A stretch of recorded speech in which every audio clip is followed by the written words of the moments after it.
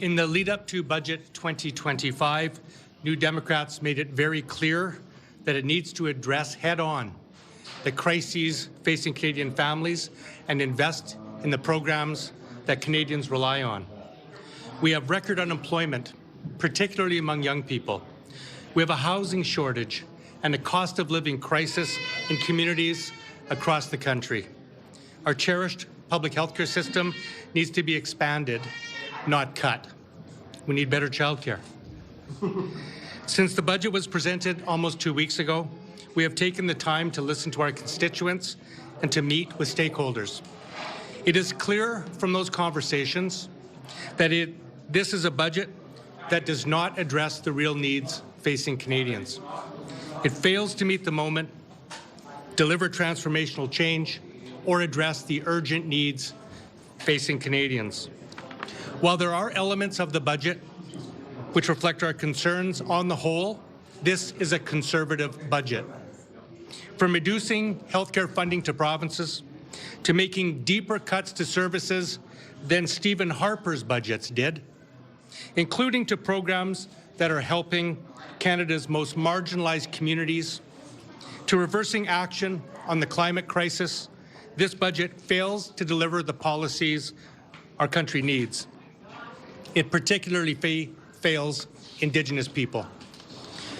But through these discussions, it became equally clear that Canadians do not want an election right now. The consequences of defeating this budget would not be to improve it or to help Canadians. It would be to plunge the country into an election only months after the last one, and while we still face an existential threat from the Trump administration. On that basis, we engaged in conversations with the government about improvements that could strengthen the budget and earn our support. At this time, the Liberals have not been willing to make those changes. And so, we have decided to put the interests of our country first, to vote against the budget, but to help prevent an election. Canada is facing instability and overlapping crises. In these challenging times, we must put our country's well-being first above partisan interests. When the next election comes, whenever that may be, Canadians will hold Mark Carney responsible and to account for his record and for the choices that he made in this budget. But today, New Democrats are choosing stability over political games. But it's not just partisan interest, though. I mean, your party's abstentions just allowed for the government to cut thousands of public worker jobs. How do you square that being the party of workers? Well, this is a Liberal budget, and this is what happens when you vote for Liberals, is these are the kind of neoliberal, neoconservative policies that you get. And we've opposed this budget. That's why we stood up and we're voting against the budget. We can't support it. They did not earn our support. And we tried to make changes to this budget. But at the same time, again, Canadians clearly don't want an election right now.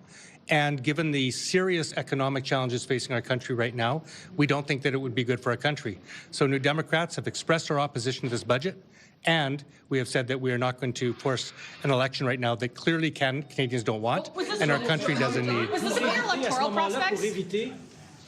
Go ahead. Was this about your electoral prospects, the fact that the NDP can't afford an election right now? Not at all. No, I mean, this is not about us. This is about Canadians, and that's why the NDP, we took our time last week to go across the country to talk to Canadians, our constituents, and find out what they said and what they wanted. And it is very clear. There is a strong consensus in this country that Canadians do not want an election basically 6 months after the last one. They also are feeling the precarity and the instability of the moment.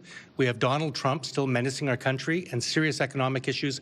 Canadians want us to be in Parliament addressing those serious issues, and so that's why we're taking the position that we're doing. Caucus united? Why isn't your caucus united? Why aren't you showing a united front? Well, look behind me. Our caucus is entirely united. You voted differently. No, we didn't vote differently. We voted no against this budget, and we had a couple of abstentions, which is, of course, that happens in many cases. But nobody voted at cross purposes. Did you get it?